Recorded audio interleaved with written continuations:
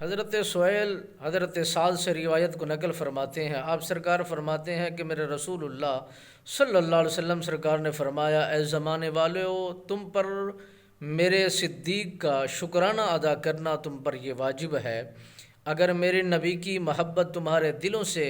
نہیں، دلوں میں نہیں ہے تو وہ دل مردہ ہے اور وہ دل بیکار ہے۔ میرے نبی سرکار نے فرمایا، تم پر یہ واجب ہے کہ میرے صدیق کی محبت تمہارے دل کے اندر جگمگائے، اور ان کی محبت کو تم اپنے دل کے اندر سما کر رکھو۔ اور میرے صدیق وہ ہیں جن سے میں محبت کرتا ہوں، میرا صدیق وہ ہے جس سے میرا خدا محبت کرتا ہے، میرا صدیق تو وہ ہے جس سے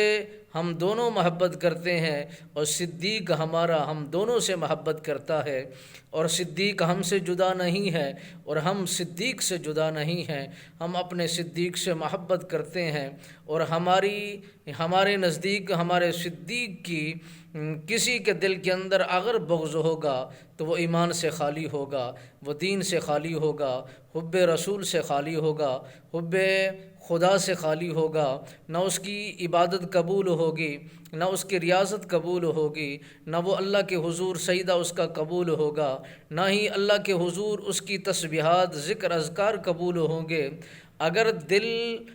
دل کے اندر قدور ہے، سیدنا صدیق اکبر پاک کی محبت اس کے دل کے اندر نہیں ہے، تو وہ دل خالی ہے، وہ مردہ ہے، وہ بیکار ہے۔ جس دل کے اندر صدیق اکبر پاک کی الفت و محبت ہے، وہ دل جاگ بھی رہا ہے، اللہ کی حمد بھی کرتا ہے، اللہ کی تسبیح بھی بیان کرتا ہے، میں رسول اللہ صلی اللہ علیہ وسلم پر درود و سلام کے گجرے بھی پیش کرتا ہے۔